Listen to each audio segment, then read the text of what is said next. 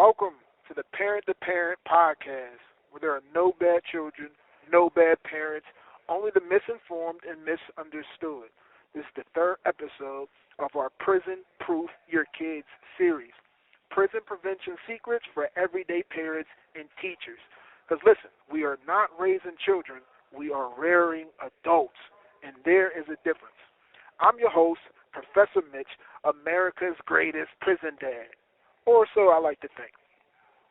Today's episode is Why Children Rebel, Part 3, Ships Navigating Oceans.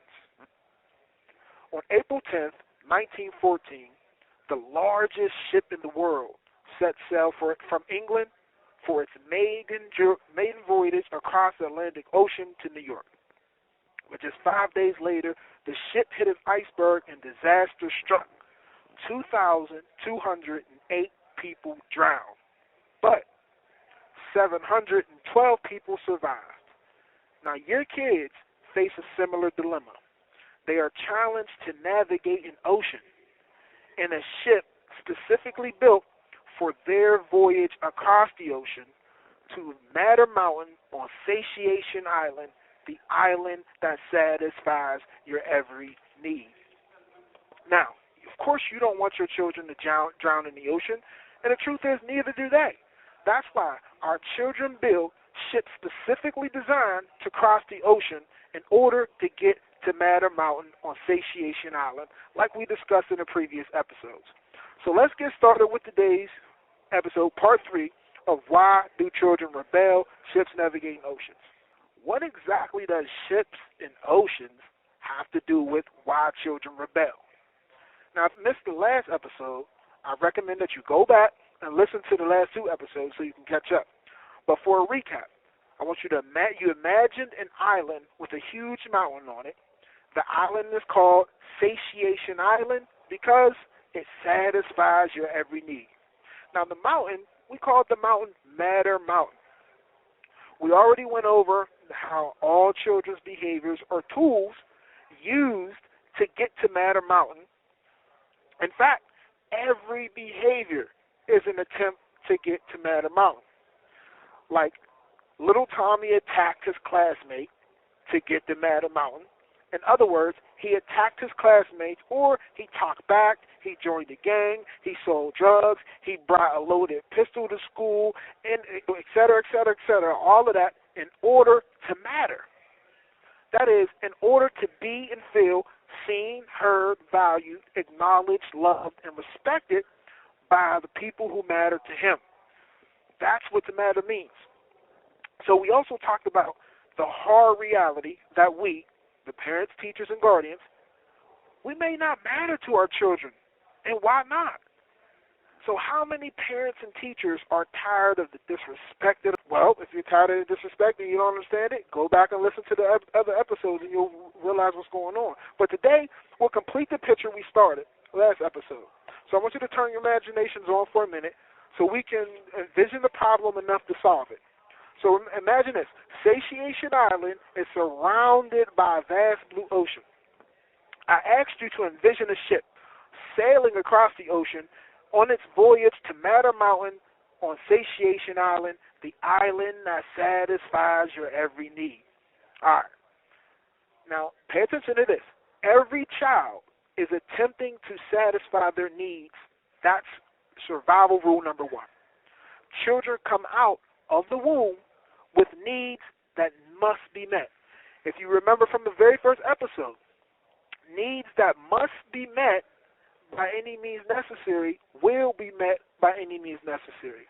So think about it. Imagine this. Our children come out of the only place they've ever known for the past 9 months, their home, their comfort, the womb, into a totally strange environment, a different environment that they've never experienced before. So what do they feel? What do they need? Well, they feel the same thing we feel when we get ripped from the comforts of our lives by changes in circumstances. They feel stress, fear, and discomfort. Now, so what do they need? They need to feel safe. They need to feel comfortable. Now, this is going to be important. So what do? How do they feel safe? They use the only behaviors they can at that stage in their life. They cry and they flail their arms and legs until someone comforts them and their need is met. You see that? Needs met equal comfort. Remember that. So the one simple action of lovingly embracing a crying, distressed child can change the trajectory of the child's entire life for better or worse. But you'll learn more about that as we go into later episodes. Let's go back to the baby scenario again. The mother is cooing and caressing her brand new bundle of joy, so full of love and passion. Her love and passion is communicated to the child and picked up by the child through her every action. Her kisses, her hugs, soft voice sweetly serenading I love yous. Now, although the baby may not be aware of it, its brain is recording and analyzing all of it. It's drawing the simple conclusion that, boy, this feels amazing. Their brain remembers the feeling of distress and discomfort, and it doesn't like that feeling much. It also remembers crying and flailing limbs in a desperate attempt to end the distress and discomfort to satisfy its needs. Finally, the brain records the results. It works. OMG, it works. It really, really works, is what the brain says. So therefore, cry and limb flailing get saved in memory as potential tools or potential behaviors to satisfy the needs and to end distress and comfort in the future. Now that's so important to understand. So crying and limb flailing, both behaviors, become tools used to satisfy their needs. The child begins to realize that every time that it feels any discomfort or any distress, it uses this new tool of crying and limb flailing, and something happens. There is a response. They're getting results. Now, there are times when children don't get a response and don't get results. Nobody answers them when they're crying. That's when their brain starts coming to different conclusions and altering their brain and development and body development altogether. Those are most of the children we find in trouble and behind bars the most. But we'll get into that in later episodes. Let's say that this child is getting results. Oh, he's getting action. When the child behaves, people come and help them satisfy their needs, be it a wet diaper, a warm bottle, or simply a hug.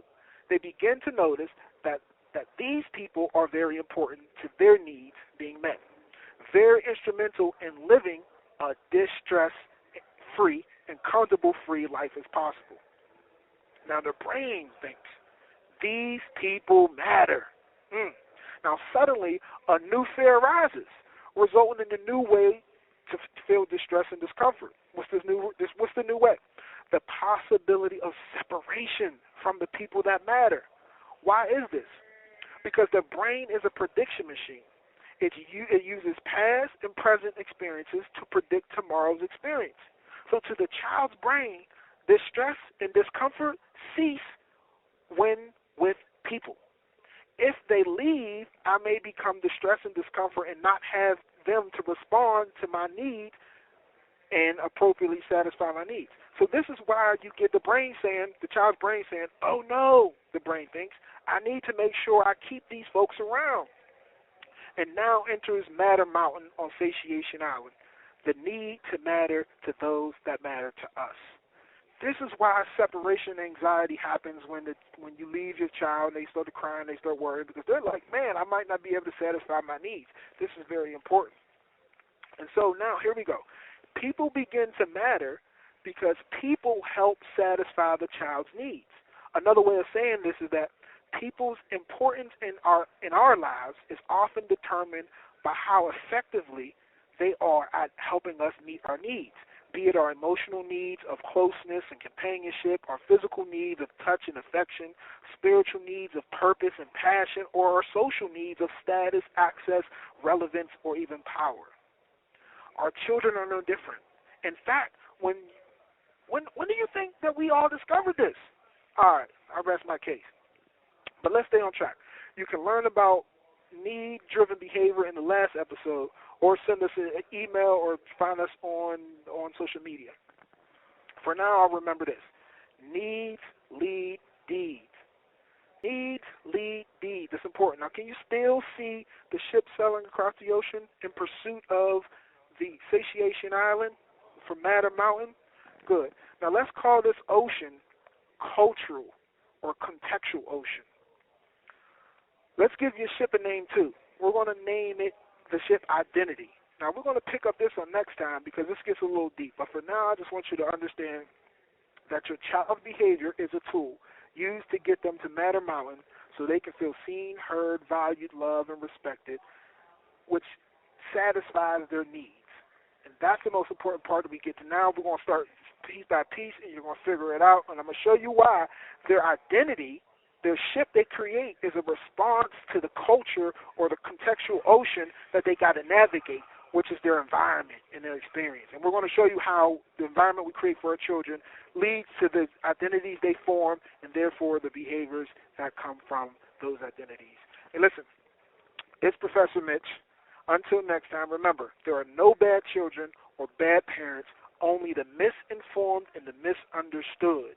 Be encouraged.